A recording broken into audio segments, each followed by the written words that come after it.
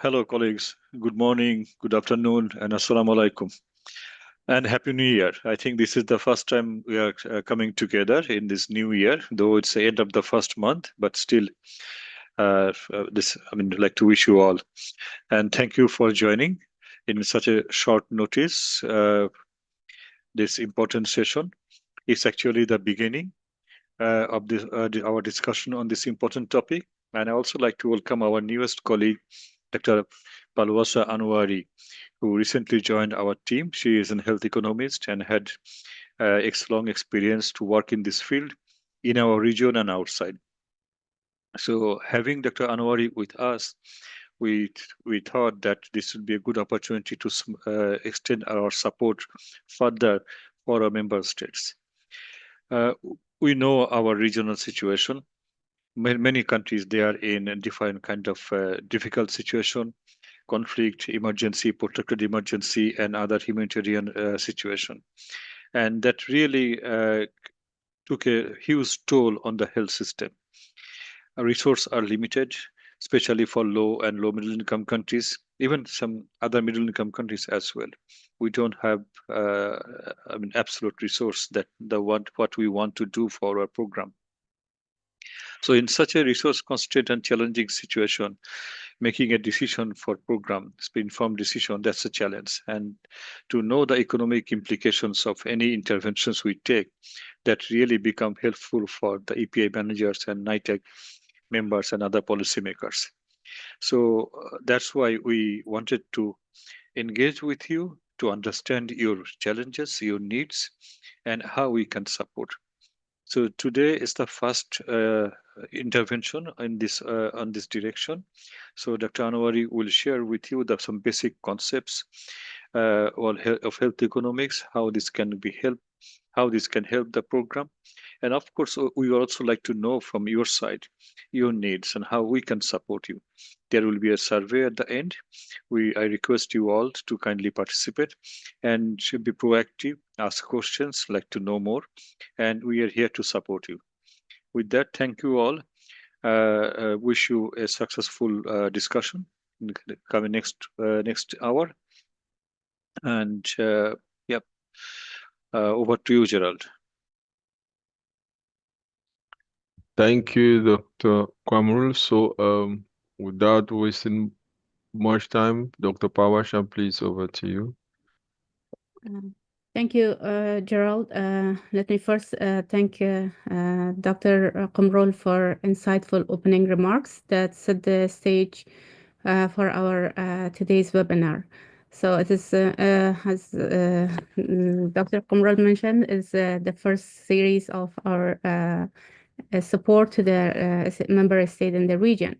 And also, I want to thank you, Gerald and Vidian, for moderating and facilitating this session and for the kind introduction.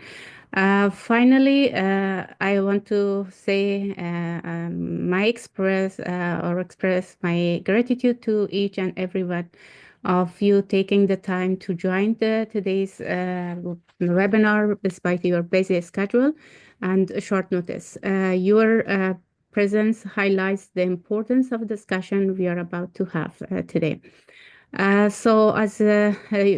Without further ado, let's get started with our learning objective for today's webinar. We definitely want to elaborate on some key concepts in health economics and also create a motivation, a ground, and encouragement to use of health economics evaluation for vaccination program. Also to provide an overview of basic economic methods relevant to decision making. And lastly, we want to enable you to identify the type of health economic support you can request from us, from the region office. With that, giving this, let's see the next slide, please. As we want to make this session more engaging and involved, I want to pose a question for our participants today.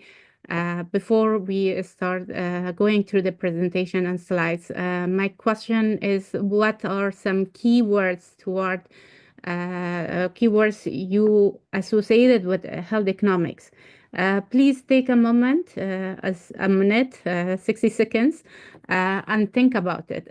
You can raise your hands and share verbally, and also you can write your answer in a chat box. Um, when you're speaking, please keep your responses brief so we can get as much responses or hear from as much as of you. And then in writing, please feel free to write in your own language, Arabic or other languages that you're comfortable with. We just want to everyone participate, and it's an inclusive space for everyone. Let's see who has raised hands and what we get from this.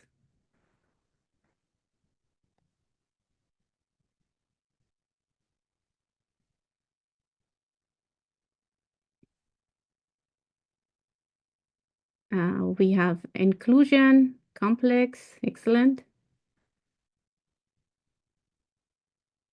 Who wants to speak?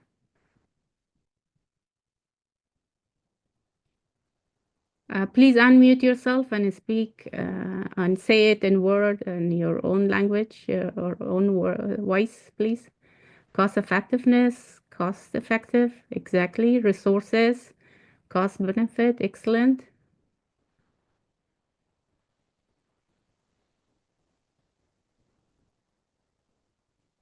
Priority setting, wonderful. Threshold, cost benefit. Efficient allocation, great. Cost utility, prioritizes. Monopoly, effectiveness, efficiency, resource management, and seeking scarce resources, strategy, opportunity cost, great. Economic cooperation and development strategies, governance, relevant. Number vaccinated to prevent outcome. Okay, equity.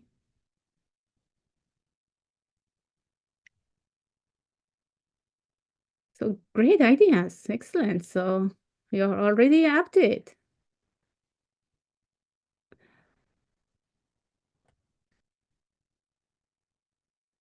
No more? Okay. Thank you so far. Great. Yeah, quality, quali, and DALI, equity.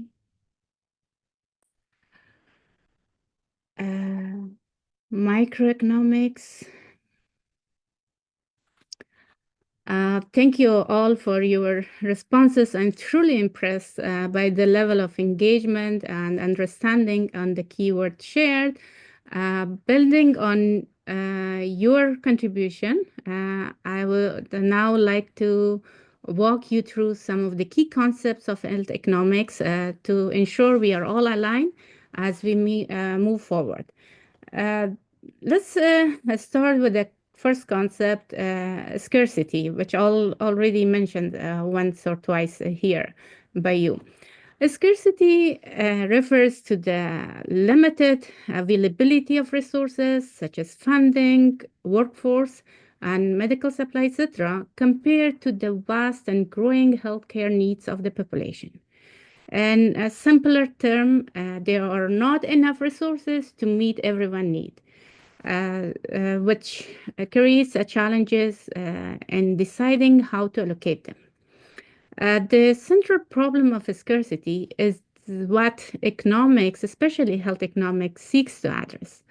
When we talk about health economics, mainly health administrator initially think of financial issues like budgeting and expenditure, while that is part of it. And health economics goes far behind just monetary term. It emphasizes on how to use our limited resources most effectively, which almost everyone here mentioned about it, to provide care for those who are sick and to promote overall health for the population.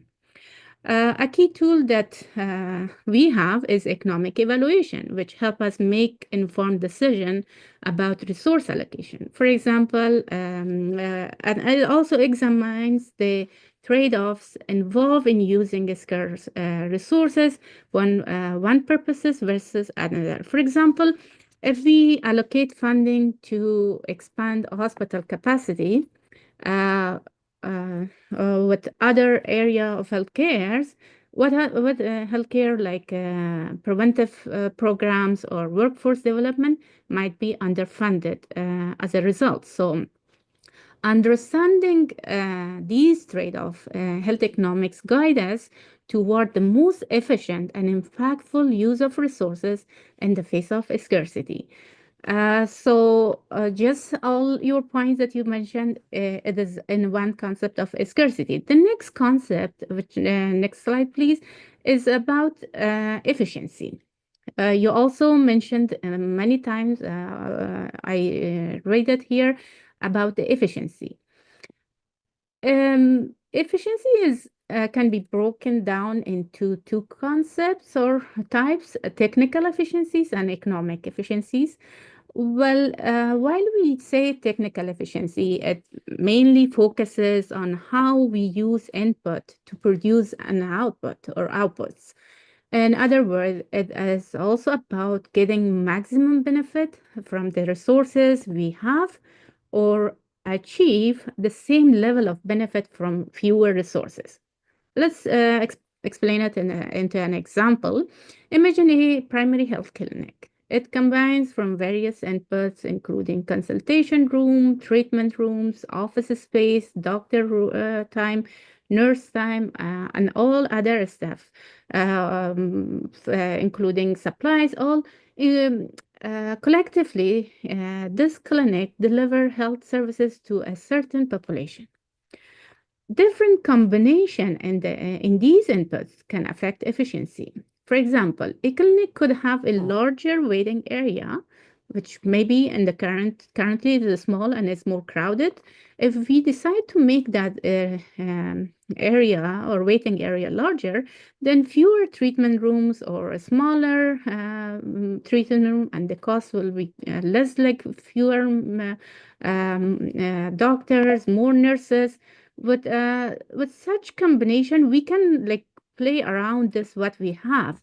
While this is limit, and at some point we cannot go behind this one.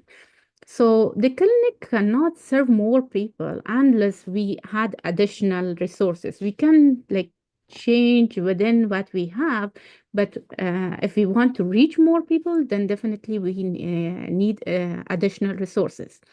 This highlights the importance of balancing inputs to maximize the technical efficiencies.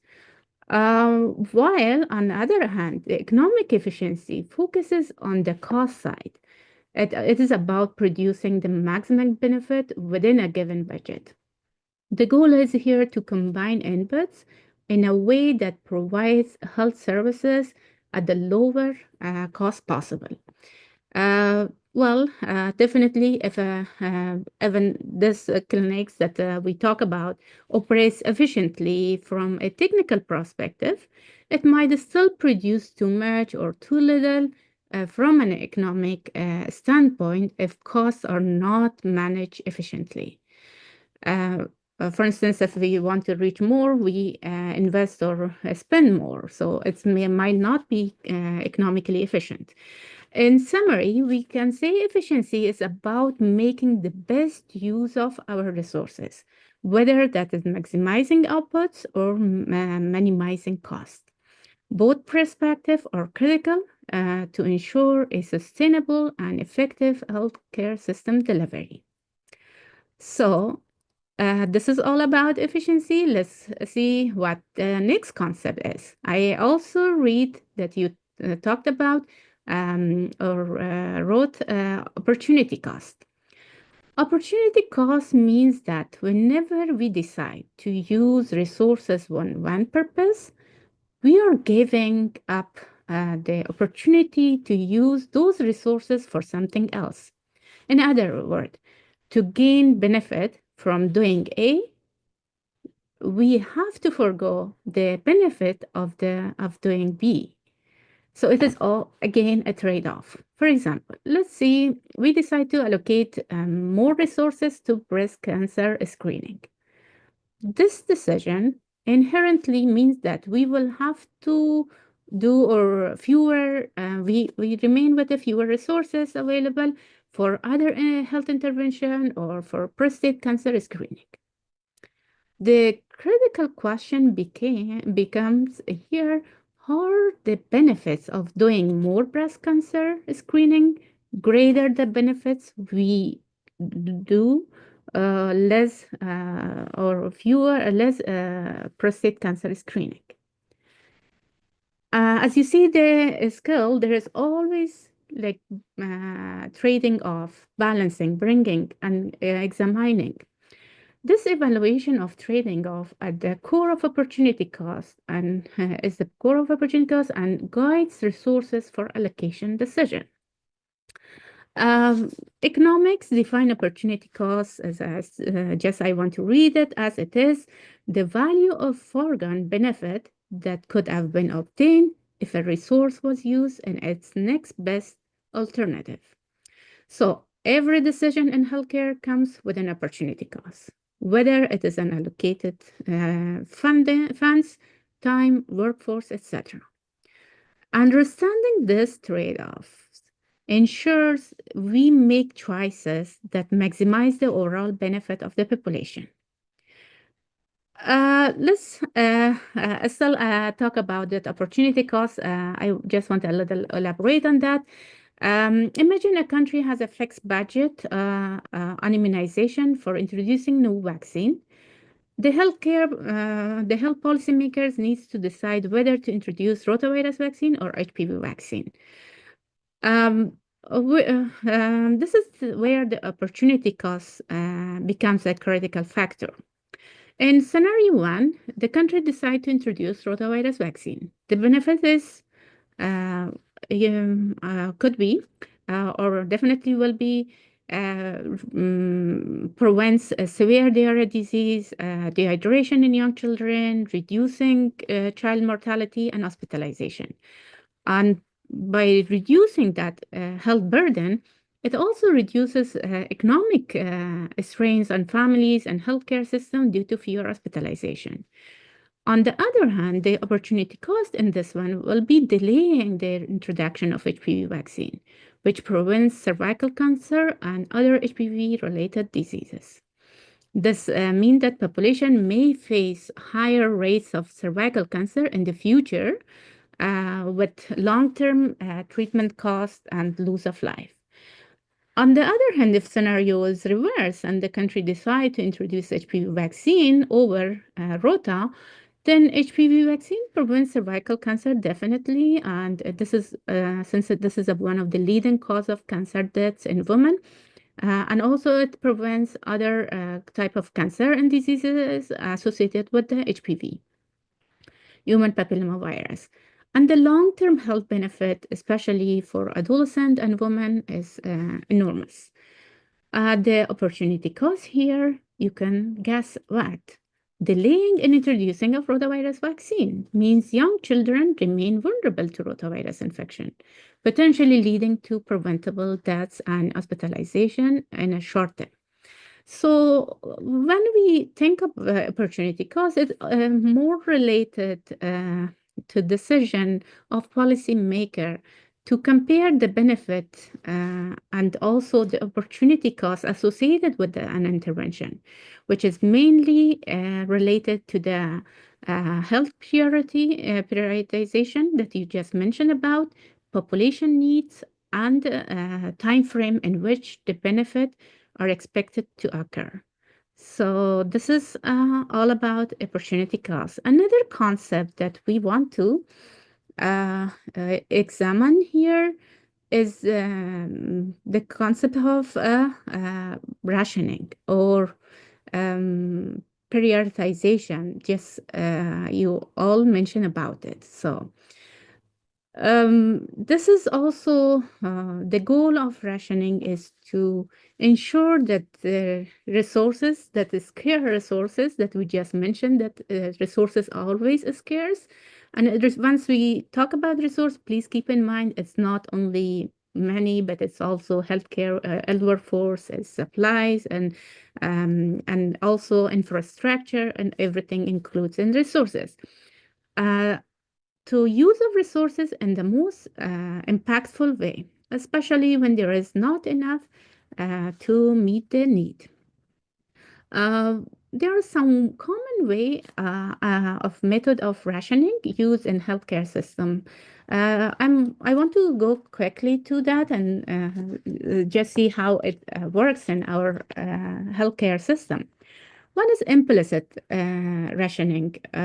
It is resources are allocated based on the supply limitation. But the criteria behind that distribution or decision are not explicitly stated. For example, we have a limited budget for supply or essential medicine. We divide or send to the facilities based on type of facilities or based on district or division, administrative division, like send it equally to all provinces or send them equally to all districts or send them by a certain quantity to each facility by type. This limited access to essential medicine for individual living far from the healthcare facilities. And this proximity to care becomes an implicit criteria because those who are closer to facility get the services, the medicine and supply and healthcare services, while those who are far from, they are remain unreached or not getting that resources. So this is important. We should consider about this one that we unintentionally introduce inequity. Price-based rationing is also is a method that a person based on the person's ability and willingness to pay determines the access to the service or treatment. For example, private clinics provide tuberculosis tests or other diagnostic or specialized care. Only those who have or money or can afford to pay for the services can access them. This often reflects a free market system. Again, it depends on how the willingness to pay for that. Waiting listing is another way of allocation, and it is more applies to access to healthcare, and it depends on person willingness and ability to wait. For example, delaying for receiving specialized care, such as cataract surgery or other specialized procedure, uh, and this is because of a shortage of specialized personnel in the system, and those who are willing to wait longer eventually receive care. So, and those who can't wait definitely will suffer more. And then another type of allocation is need-based. As you see in the bottom picture, there's an outbreak. So this is always, this method is prioritized allocation based on the healthcare needs. If there is an outbreak, due to flood, for example, or earthquake, or whatever, or mass displacement of population, then budget is allocated as an emergency to for vaccination of a high-risk group. For example, in flood, we distribute cholera vaccines for people in a flood-affected area.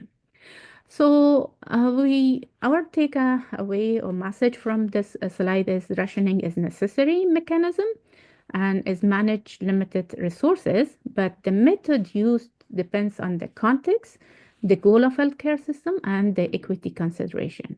Understanding these methods help us to determine policies that balance efficiency and fairness. So, and last concept that I have here for you is next slide, please, is the externalities. as something which refers to the benefits or cost experienced by someone other than the person directly producing or consuming a product or services. In healthcare, especially in immunization programs, externalities are significant because the effect of vaccination extend behind the individual receiving the vaccines. Let's explore two types of externalities immunization. One is you all about knowing about herd immunity. When a large enough portion of population is vaccinated, the risk of disease eventually decreases, reduces, and even those who are not vaccinated become immune. This indirect benefit protects vulnerable groups such as infants, elderly, patients with immunocompromised conditions. This might not, and those all are not eligible for receiving vaccine. So this is something uh, benefit that is comes from as intervention, but we usually undermine and not account for it once we look at the cost, like the cost of an intervention. While the benefit is something behind the intervention itself. And then economic scale, something also common in immunization program when a large production of vaccine in place, then that high demand or production decrease the price. And then vaccines become produced in a larger amount, then definitely the demand and bulk production decrease the cost and makes it enabling wider distribution to low and middle income countries, and also make it affordable and accessible to all. So with this externalities highlights the broader impact of immunization broad individual healthcare, and we need to consider this one. So these were all the key concepts that I have for you today. Before we move to the next chapter or next concept, let's take a moment and reflect. This time I want to speak, not to write. Do please do write, but also in response to this question, how do you perceive the role of health economics in immunization and vaccine policies? Please, I encourage you to raise your hands, unmute yourself, and speak. And at the same time, like previous time, write it in the chat box. If you are comfortable writing in Arabic or other language, just feel free to write it. And I want to everyone participate, and because it shouldn't be one way from my side, speaking all the time. Who comes first? Any raise hands?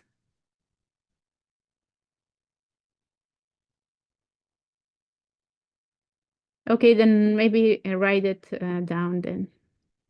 Whatever you're comfortable with. So I'm checking the list. I haven't yet seen a raised hand. Here's the one, Jamal. Thank you. Actually, Dr. Jamal Khdairi from NITAG, Iraq. I perceive that health economics is getting more importance. And first, introduction of a new vaccine relatively to an old vaccine, and in comparison between two vaccines when we want to prefer one over the other. So in addition to a lot of variables, the variable not only of a price itself, but health economic evaluation of the vaccine. Thank you. Thank you. Great, excellent points. New introduction vaccine and comparison between choices. Two great points. Additional points? Please write your word or phrase, whatever you think about.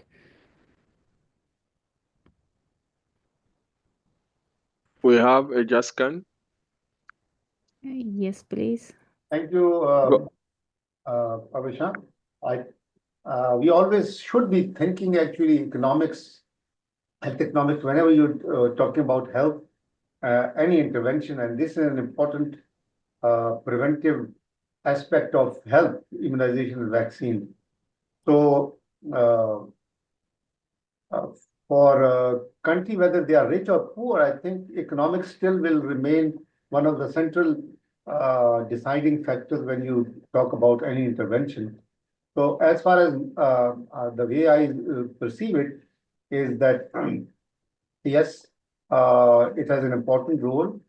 Whenever you choose a vaccine to be given or introduced or even to lead the coverage, or when you think about the uh, aspects of economics, but then also weigh against the health benefits that they get in terms of the disease prevention, hospitalization, mortality, and things like that. So I think uh, that comes with a lot of input from health economic experts, but also from health experts or vaccine experts in which you make that decision. So I think a very important role. A lot of stakeholders have to decide this. Thank you. Great points. Thank you. Yeah, you just mentioned that regardless the country is rich or poor, it should be part of any decision for any intervention, and immunization one of the health intervention. Excellent points. Thank you. So we also have two comments on the chat. So by evaluating cost effectiveness, optimizing resource allocations, and informing vaccination policies to maximize public health impact and equity. That is from Dr. Kader. And also from Dr. Alawi, we have, it is important because we can do alternate use of the resources to efficiently provide services. So we have also two other comments from Dr. Ruba and Dr. Futui. It may help to rationalize the national guidelines for adding new vaccines with limited resources. And also it is obvious that economics has a major role in vaccination policies because we are always in the position to decide on one intervention over the other. Amina says, without economic support for vaccination infection, disease will increase much more. So we can continue. And if you have any question during these breaks, please also feel free to ask your question. So can go ahead. Parasha, over to you, please. Oh yeah, thank you.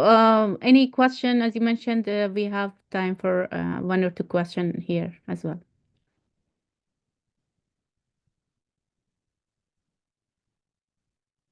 So it means that so far I was clear enough.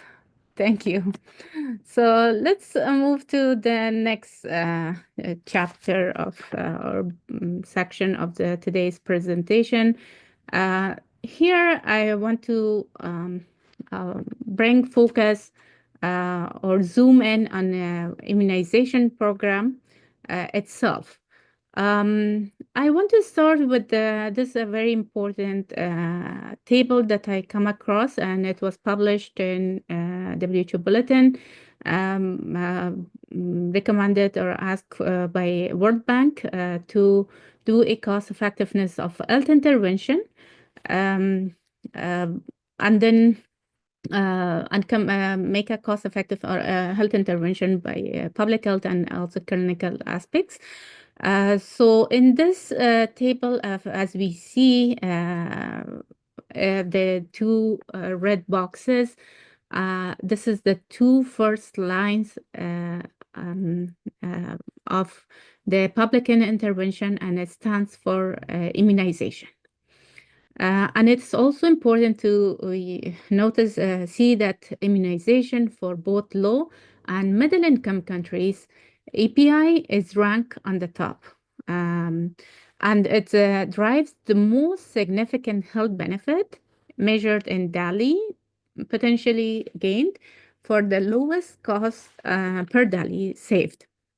And also it indicates that immunization or EPI program is the low-cost, high-impact intervention among other public health interventions. This table gives us two messages. First is that clearly demonstrate that vaccines are considered one of the best investment in public health, especially in resource limited setting, and also it reminds us the critical role of cost effectiveness analysis in shaping national and global health priorities that we just some of you already wrote them in the chat box and say to us or share with us verbally. So, and then another slide, which I also want to bring your focus on the new and underutilized immunization vaccines. I should first disclaimer that I couldn't unfortunately find updater than this slide, this chart. If you see the green line, this shows the trend of production or evolving of vaccines over time. From 1930s to 60s, during this period, vaccines like polio, diphtheria, pertussis, tetanus, and measles became widely available. These vaccines were cheap, highly effective, and targeted common infection. They were primarily delivered to infant and young children as part of routine immunization, which also consists the backbone of EPI. Since 1970s and onward, a wave of new vaccines emerged, including those of pneumococcal disease, rotavirus, dengue, HPV, COVID-19, RSV, malaria, and typhoid, and so on. Well, while these vaccines are groundbreaking, of course, it comes with the challenges, with a high cost, targeting less common infections, partial or waning efficacy, such as COVID-19 vaccine, malaria, RSV, etc. And those vaccines are often delivered to non-traditional risk groups, such as adolescents, adults, and or pregnant women, rather than young children that used to be for EPI for young children. This progression from traditional EPI vaccines to more complex, expensive, specialized vaccines demonstrate the expanding role of immunization program. It also highlights the growing importance of health economics in guiding decision about which vaccine are prioritized. So, and then I also, next slide, please. I want to see from another aspects as well. And yes, please. In this one, we have two graphs or looking to the financial challenges associated with the accessing new vaccines. Graph one on the left side is price to immunize a child between 2001 2014. This chart shows the drastic increase in the cost of immunization to a child using the lowest price available to Gavi and UNICEF. In 2001, the cost for a fully immunized child was just less than $1, but by 2014, it raised to $46, making 68% or fold increase. So again, as you mentioned already, it's time to decide which is the cost. On the other hand, let's compare the right side graph. It shows the health expenditure per capita. In here, while there is a general upward trend, it is clear that the growth in spending often does not match the rapidly increased cost of a new vaccine. And it's especially true for low-income countries. This disparity creates a significant funding gap, limiting access to life-saving vaccine for those who are in the need most. So another slide I also have very specific to vaccine is the target groups. And we see as the vaccine evolved, the target population is also evolved. And now we have can categorize the target group for vaccine into 5 pregnancy vaccines during pregnancy, which aims to protect both mother and newborn and infants.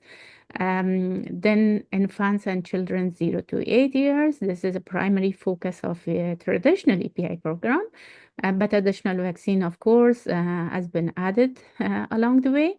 And then adolescent 8 to 18 years. This group is a target with the vaccine prevent disease commonly associated with puberty, adolescent, and also future health problems such as cervical cancer. Adult age group, which covers 18 to 55 years. Vaccine for this group is mainly focused on booster immunity and addressing risk associated with traveling or occupation occupational exposures. And finally, the last group is elderly 55 plus, which mainly the target or aim is to provide additional immunity for higher risk group, which their immune system weaken. So what is our takeaway from this slide is that as vaccination program evolve, they increasingly address the need of adverse population across the entire lifespan is challenging. So this approach, maximizing public health impact and providing tailored protection at different age group at risk is important. We should consider about and which tools help us to just you mentioned about to prioritization based on the cost and benefit of one vaccine over other, and to reach to also ensure an equity as well. So this is what I wanted to just focus and zoom in on this one. So there is a space for question. One or two questions we can take right now.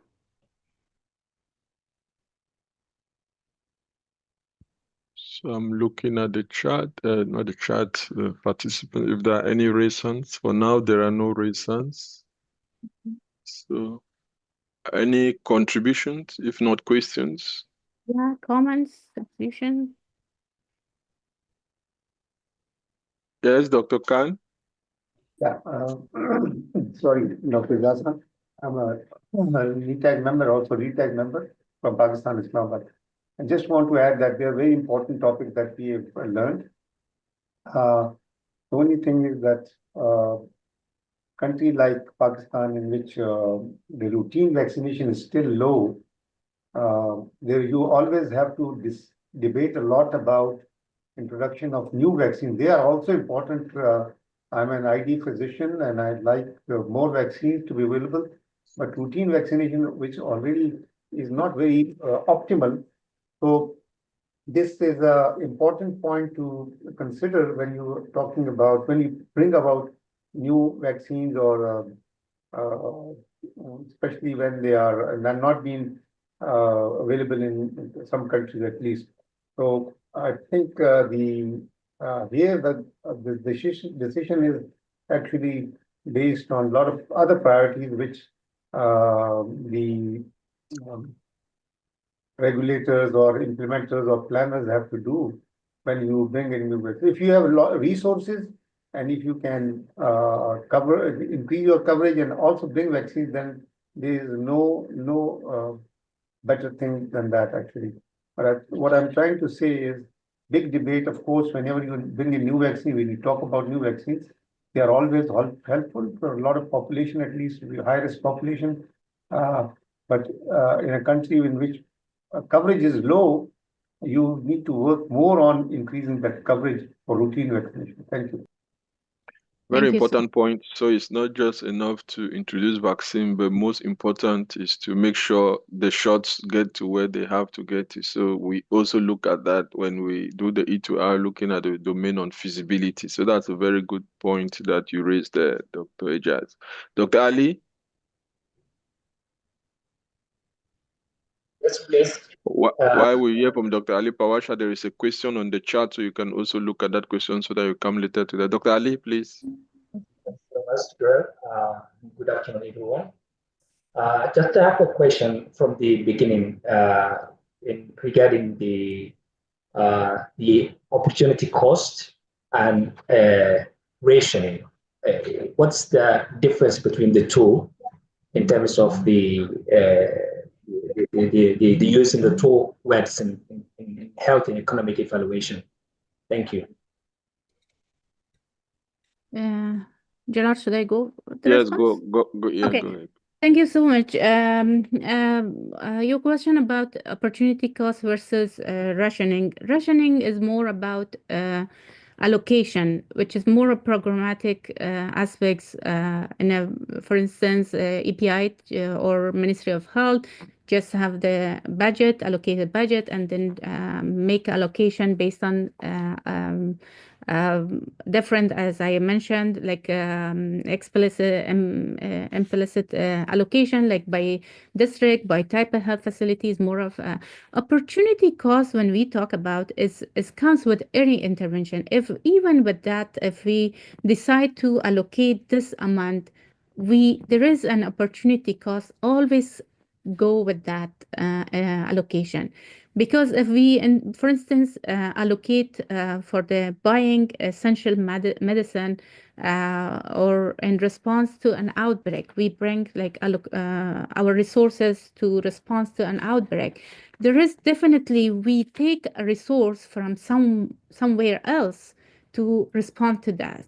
So this amount itself carry with itself an opportunity cost, a cost that could serve in another way, and we get benefit from spending on somewhere, but we didn't spend it. It is something beneath of any allocation in any intervention or any spending. There is always an opportunity cost comes along. I hope I'm clear enough. Thank you very much. Gerald, I'll take this question, but maybe toward the end I'll respond to, because I just want to don't miss time, because important topic is to go through the all tools and studies.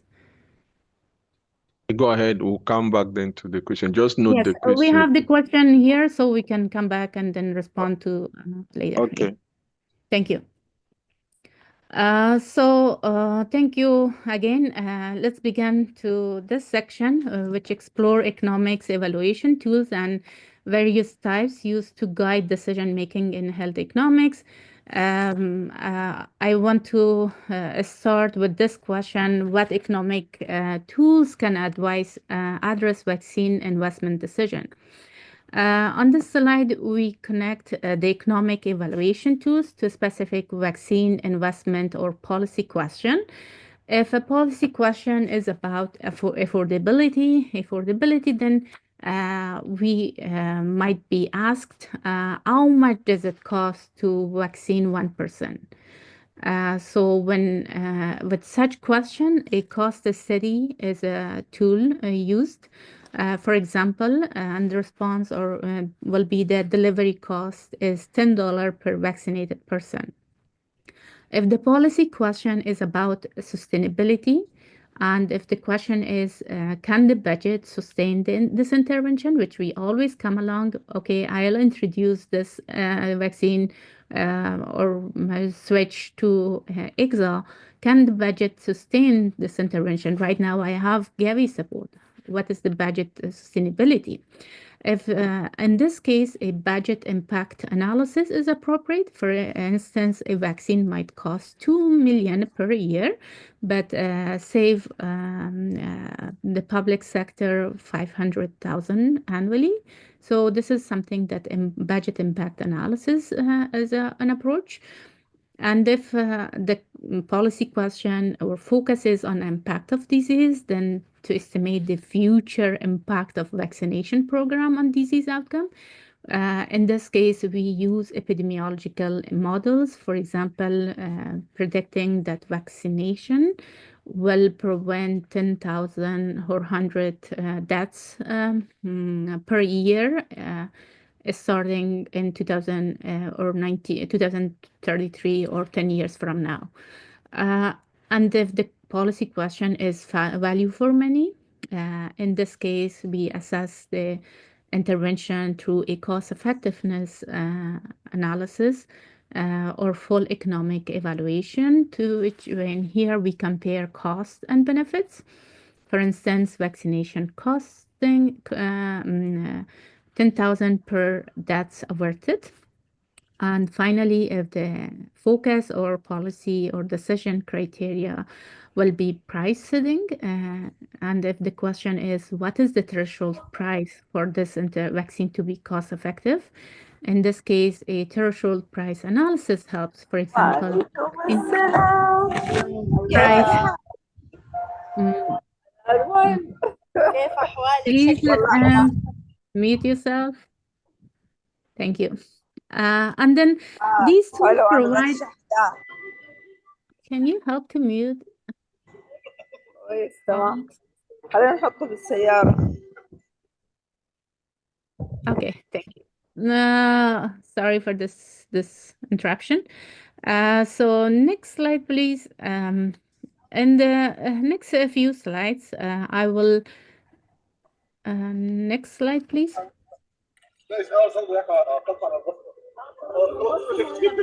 ما مشكلة ما لسه في 5 minutes بس نروح نبصم ونجي. طيب شكرا يا حبيبي الله يسلمك. خلينا بعد آخر الدعوة.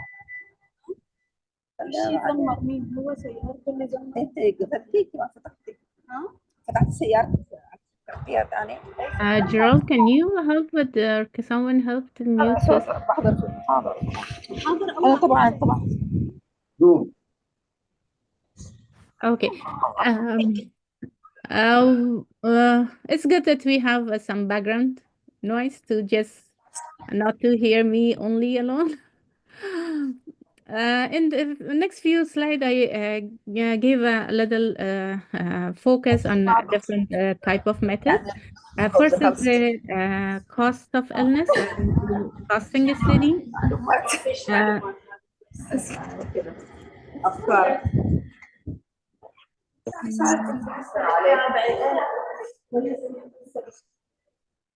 لا لازم نتابع طريقة.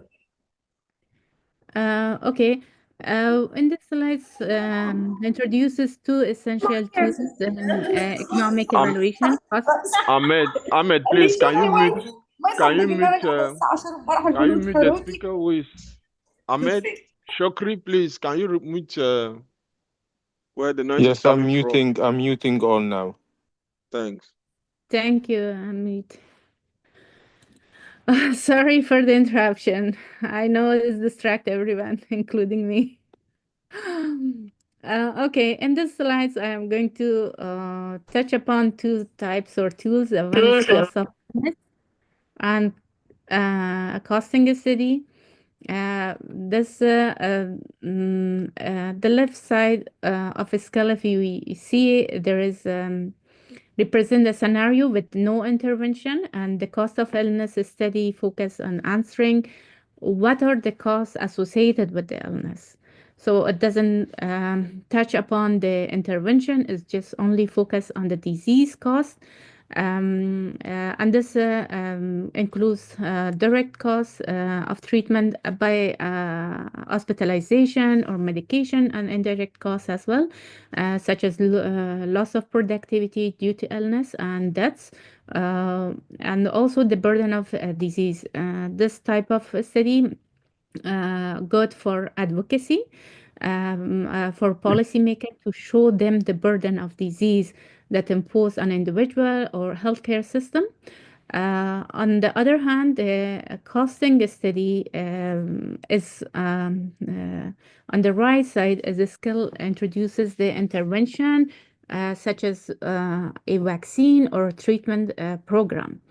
The costing study address what is the cost of implementation of this intervention. Again, it's also solely focused on the cost of implementation of intervention.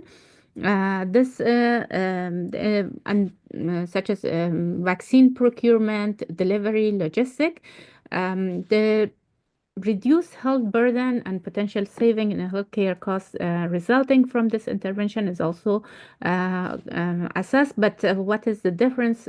You will see in cost effectiveness, we present it as in a ratio, but here it's just a strict as whole number, like the burden of disease cost healthcare system this much million or 100 million, while if we do the intervention and also separately we calculate the cost for the intervention separately, and then we present it in a figures rather than a ratio.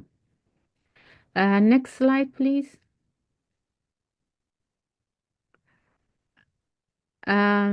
Okay, this next we talk about that one. Yes. When we do the costing, there are several elements or costing or cost of illness studies.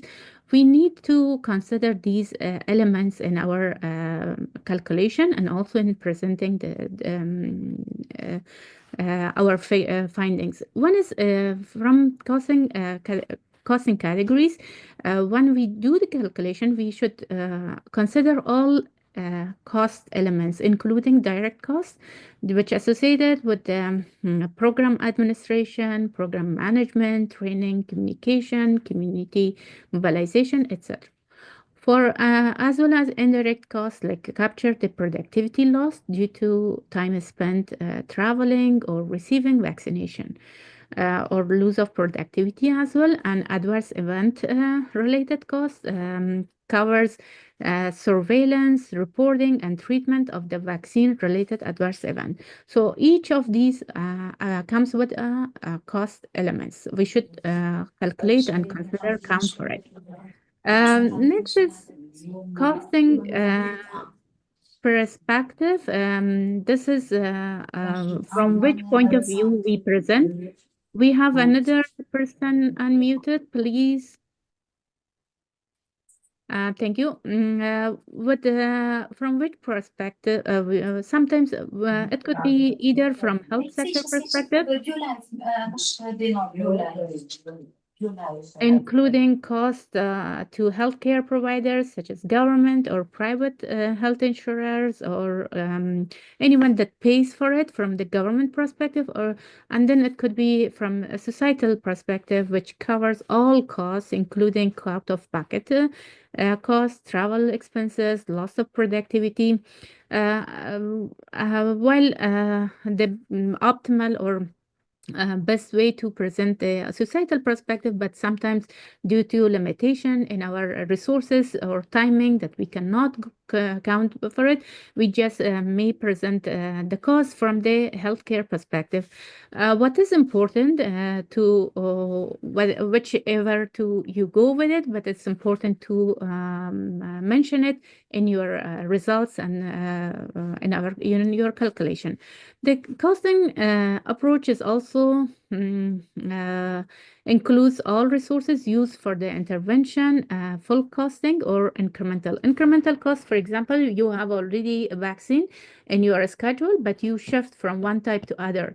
So you just since the vaccine delivery already in your budget, But in the incremental cost can be more of community mobilization, training vaccinator, or maybe some additional space in your in your cold chain, and these are called incremental cost. And costing type is also two types that we should be aware of, which type we present our data. It is financial cost or economic cost. Financial cost refers to the total monetary expenses needed to achieve a goal, which the price for vaccines, for transportation, pay for healthcare providers, and these one. While economic costs are related to opportunity costs, we consider what must be sacrificed to achieve this intervention goal. So it is also cover that opportunity cost as well. And there are different ways to calculate that opportunity cost, which require, of course, I'm not going to touch upon in this introductory webinar. So our takeaway from this slide is that these elements ensure that costing studies provide costing studies in general provides a comprehensive view of the financial and economic implication of healthcare intervention, guiding better investment decision. And we need to acknowledge when we present our costing figure to the policymakers. Then next slide is budget impact analysis. As we said that when the question is what is the sustainability, then the budget impact analysis comes in. And what is or the question could be, what is the impact on health or immunization budget? As again, you see the scale is the same, that we have a cost of illness and health burden on one side of the scale, and intervention costs and cost of illness and health burden on the other side. So because we have an additional element, which is the intervention cost, we want to see what that intervention cost impact on our budget as overall. So next slide, please. We just again, it's reminding us that impact analysis is deals with financial feasibility and sustainability. And if our policy question is about financial feasibility and financial sustainability, then we go with the budget impact analysis. Thank you. Next slide. I want to take a little more time on the cost effectiveness analysis. Yes, so this is focuses on economic evaluation of full economic evaluation, which is a critical tool in health economics for comparing intervention. You also mentioned here that once one of the economic tools or way to look at the economic evaluation to give us a comparison between intervention or comparison between no intervention with intervention. Usually the question that economic evaluation or cost effectiveness, which alternatively we also cost utility is also known for it, is a slight difference, but usually in literature used alternatively, compares the incremental cost and consequences of intervention to a comparator, and this allows decision maker to assess whether the benefit of intervention justifies its cost. Again, you see the slides on two sides. We have the same scale, but here we present it in ratio. Next slide gives us the next slide, please. Maybe we should move to that one. Yeah, this we just talk about which question that health economics we address this by health economics. Is the intervention a good value for many?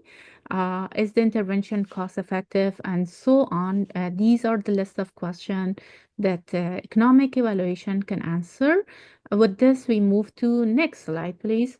And here some metrics in health economics, or some way to present the results. So I want to take a moment, you look at it.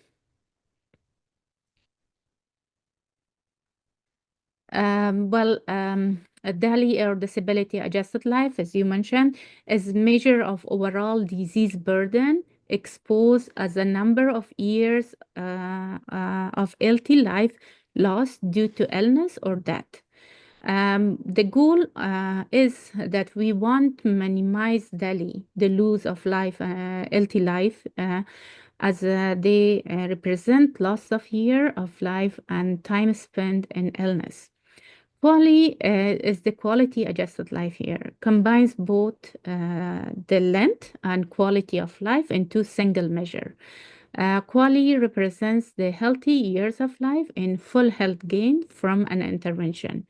And our aim is to maximize QALY as they indicate improvement in both quality and longevity of the life. ICER is also, as I said, cost effectiveness analysis, represent in a ratio, which incremental cost effective ratio compares the additional cost of one intervention to its additional health outcome versus another intervention. Then we have economic threshold we just talked about, which represent the maximum ICER value a country is willing to pay for a health benefit. And this threshold varies by country, reflects their ability and willingness to pay for improvement, and is encouraged. Each country should have their own economic threshold to compare their economic studies results with that threshold. This is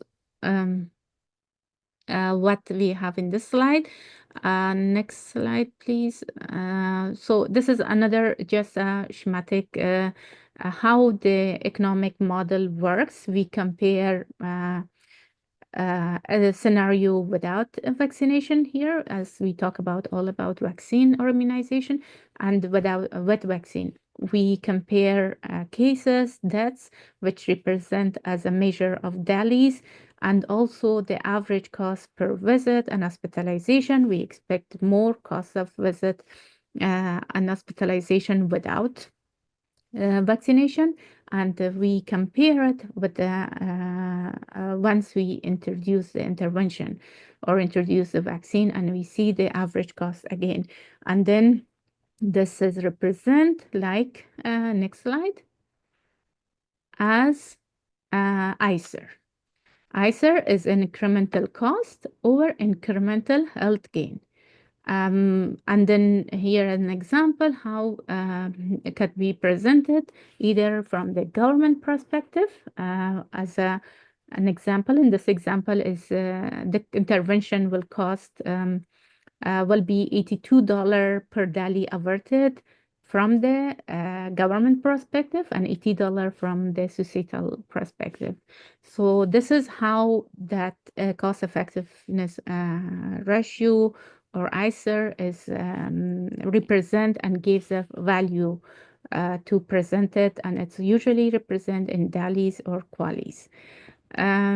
Then we have also, as you may be very familiar with 2x2 table of epidemiological studies. We have a plane, cost effectiveness plane.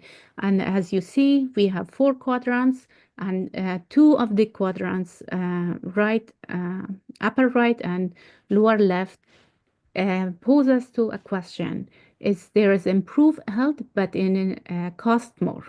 Is it worth it to do? And there is a reduced health, but save money. Is it reduce health, but also save money? So it is also poses a question to policymakers. or to the experts group to respond to that. While in left lower quadrant, we have improved health and save money, which dominating or cost saving option. And on the upper left quadrant, we have reduced health and cost more. Definitely, it's not an optimal option to go with. So this plane always helps to decision makers to visualize and decide based on these scenarios and make a best option for improving health and increase efficiency of the resources. Next slide, please. So here again, I don't want to go through again. I put it here, just a recap of what we have said so far. This is the different economic tools answer different question. So please take once we shared your slide, this slide with you. It is a summary of what we have said so far, particularly the last part that I talked. There was so many noises, background noises, distract everyone, but this helps you to just bring your bring all what we have said so far into one slide. Next slide, please. Okay, this is just an example for so far in our countries, many countries like Afghanistan, Pakistan, Tunisia, Palestine territory, they are have conducted and many other, but I couldn't put it in because it became too crowded. So this is this indicates that there is a potential and their capacity within the countries to conduct cost effectiveness analysis for vaccine immunization. Last slide, I want to just bring your attention that at IPV CDC unit department here, we are here to support countries by building in-country capacity through workshop and webinars, provide training on economic evaluation tool using Excel-based and other tools that are available, and also assist countries in conducting economic evaluation to prioritize new vaccine or switch to one to other types, and also technical support one-on-one to countries if they need it. Please feel free to reach out. But of course, we will have, as Gerald will continue with or walk you through to how to fill the survey. So we will first we want to know what is your priority and then customize with that help. And we are here as a unit to support you with economic evaluation in your programming. Next slide, please. I have a 4 takeaway message from all my slides. Economic evaluation is used to ensure resource allocation decisions are made explicit, evidence-based, and need-based and fair. If we want to do economic evaluation requires both understanding and familiarity with economic health economics and epidemiological feature. And then it is important to consider all assumption and limitation when we do economic evaluation. And last but not least, it is unethical not to consider economic aspect of any intervention because it acknowledged that the resources used to treat one patient could have been used to help other patients and their benefits can have been lost in between. So with that, I want to acknowledge my colleagues and my professor, Dr. Professor Mark, Professor John Canis, for their materials they use, and also the slides and material developed by Melbourne University for WHO as part of the building economics capacity and WHO state members. Thank you. Over to you, Gerald. Thank you. Yeah, of course, we have an option or time for questions. Thank you, Pawasha. So let me start by saying the aim of making this presentation today is just to remind us all, because we've come across before now issues and concepts around health economics. So this was just a reminder, and at the end of it, we're going to, when we share the slides, we're going to share a link to a survey and also the QR code for countries to respond to the survey. Just one per country is to do some sort of an assessment of the economic needs so that we can provide tailored support. So the survey is just for the NITAC chair and the EPI manager to respond, just one per country, to identify their health economics needs after this reminder. And then we can plan for support. There is a health economics at MENARO, UNICEF regional office, just like here in the EMRO, as you can see. So once we have your feedback surveys, we can plan on what the type of health economic support that you've identified in the survey that you need, and we plan together to address those needs. So I'm going to, before we go to other announcement, we have just like 10 to 13 minutes to go. Are there any questions? And Pawasha, you can also go back to the chat if there are questions there that you want to address. So are there any questions? Anyone wants to ask a question? So Pawasha, is there a question in the chat you want to address before I Yes, give other? we have one question from the about the role of health economics on the COVID-19 vaccine during epidemic. Since it was a pandemic and every countries were at a high risk and across nationals, of course, health economics provide that tools. Health economics provides tools, evidence for decision makers. So it is not a decision, the only decision making tool. It is part of a process. And during COVID pandemic, definitely, if we go back and see the literature, there are several studies conducted, health economics studies conducted, and even right now, the impact of health. COVID-19 impact on economics is studied well. So they produce results, but since and there during pandemic, it's an emergency across the borders. So the first things was unknown disease, but the burden of disease was obvious. So and then can you anyone like? I see the voice at the background. Okay. So with this, I should say that during such situation, health economics do their job, but of course, it's the policymakers to make a decision.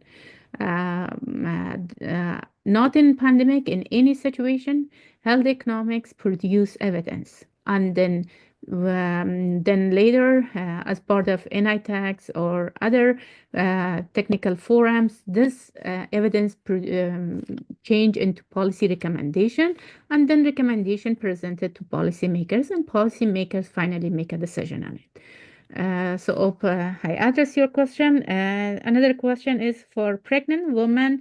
You mentioned that take flu B vaccine. What about the flu A, H1 and H3? So I don't want to touch upon this is more technical. Thank you for a question first.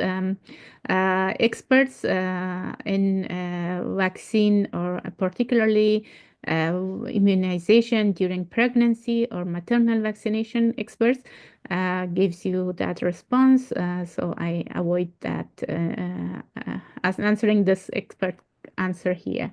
But it's a list that I get from a reference, and the reference I mentioned beneath of that. So this is all just gave us overview of how lifespan immunization is, and then different life stages of life, different vaccines are available. And then next question from Fafo. With very limited resources, and while we still struggling with basic vaccination of young children, how we can jump into adult and other groups, cost effectiveness and opportunity cost, etc. Presenting that different vaccines and different target groups, it's not about that we introduce countries to go forward with introduction to vaccine to different age group. It shows that how variety options now is available. While back in early, the traditional EPI was very focused on the early childhood immunization, infants to young children. But now we have so many options on the market, but investment or increased technology in immunization, more vaccines will be invented and will become available to different target groups.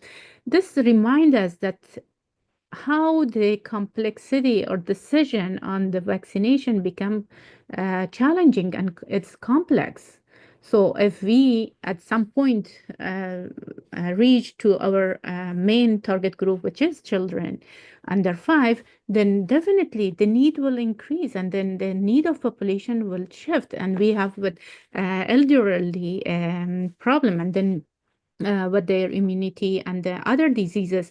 And then the cost effectiveness shows, okay, if we vaccinate this elderly group, by this, we save this amount of healthcare expenditure on treatment for those elderly.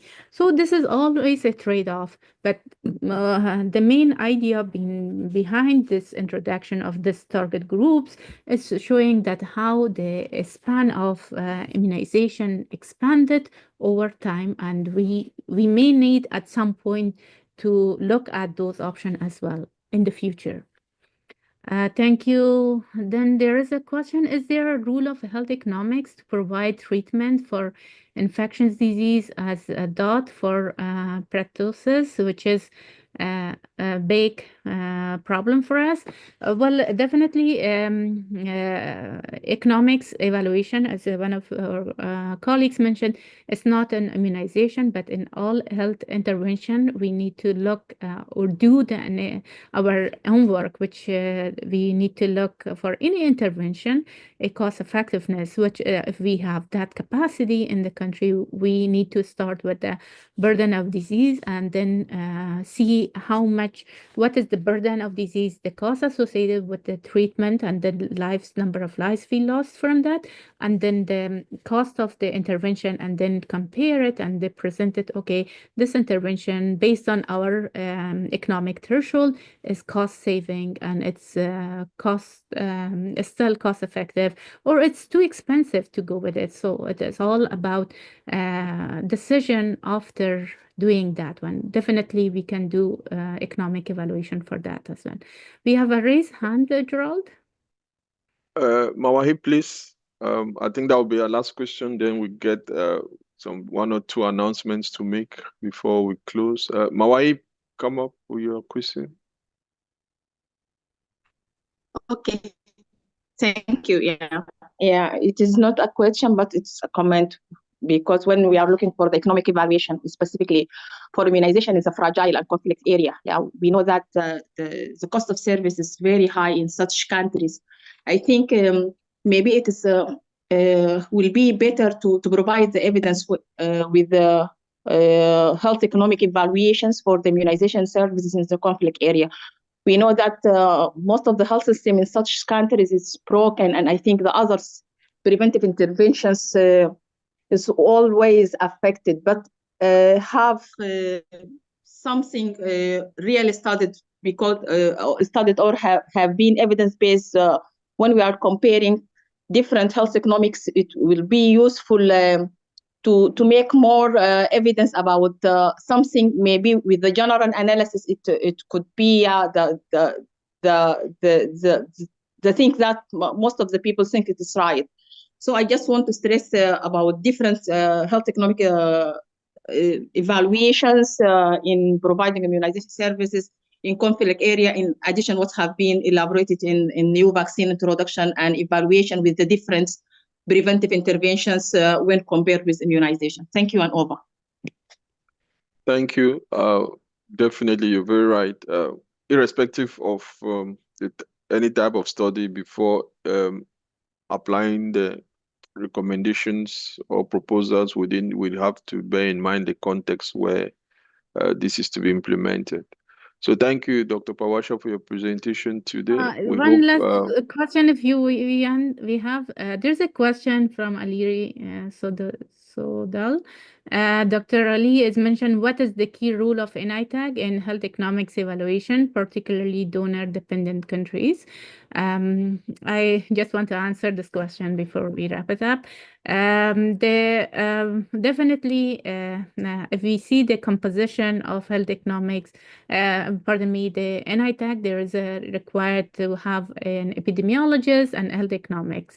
So since NITAG is a platform to produce or formulate policy recommendation for the immunization program, this is something that for any policy recommendation, health economic evaluation provides a tool to present your or make your case stronger.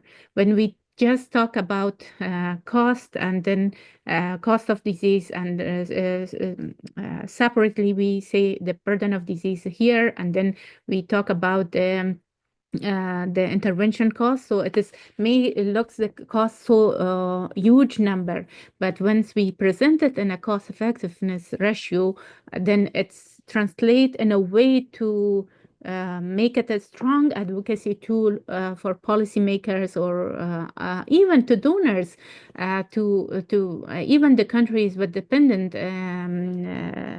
donor dependent countries. I come from Afghanistan, where on that time we did 2 cost effectiveness analysis, one for HPV, one for rotavirus in 2018 and 2020. These 2 studies we were a country on that time as well. Right now, donor dependent, but still it helps with the co-financing to convince the Ministry of Finance to go with co-financing while we were eligible for Gavi support, but it gives an additional support and advocacy tool make it stronger. So definitely it's important, and we need to build that core capacity within NITAG. Thank you. Over to you, Charles. So Ahmed Shokri, please, can you mute Dr. Ahmad? So please, just 3 announcements. So we're going to share with you, as I said earlier, a survey to do some sort of health economic needs assessment from your end to identify your needs so that we can plan how we can support you. So that survey, each country is supposed to submit just 1 form, and we expect the NITAG chair and the EPI manager to put their heads together and fill. There is also, we intend to do our next webinar will be in March, the first week of March. It will be on twinning. Twinning means pairing, bringing either a NITAG and a NITAG from country A and a NITAG from country B, or a NITAG secretariat from country A and a NITAG secretariat from country B, or NITAG plus secretariat from country A, and whatever pair you want to make together, pairing countries so that they can support each other. So we're going to talk about twinning in the first week of March. We'll listen to the experience from the Pao region, and we'll also do a survey to find out which countries are interested in this twinning so that we can also pair them and support you to build capacity for each other. And lastly, there is a survey that was shared by, for the GNN, that was shared by Luis, who is the focal person for NITAG at the global level. It is just for the secretariat. So the Secretariat, please see how you can go on with taking that survey. Seems as if not a single country in EMRO has taken the survey yet, and it ends on the 9th of February. The NITAC chair can also assist to inform the Secretariat that they need to respond to that survey. It's mainly around the role of the Secretariat. That's why it was sent to the Secretariat. I think the reminders will also be shared with the NITAC chair so that they can remind also the Secretariat to respond to that survey. So thanks you very much for listening. We can open our cameras as we close so that we see you and we say goodbye as a group. For those who can open their cameras, please feel free to open your cameras at this point. And we thank you for attending this webinar, and we look forward to receiving your surveys results coming from this week as soon as you receive the surveys. So thank you. It is 2:31, 1 minute above time, and we'll continue with your survey findings. Thank you, and bye-bye for today. Bye-bye. Thank you. Thank you. Bye-bye. Thank you. Bye. Bye. Thank you. Thank Bye. you. Bye, bye, bye. Bye bye. Bye.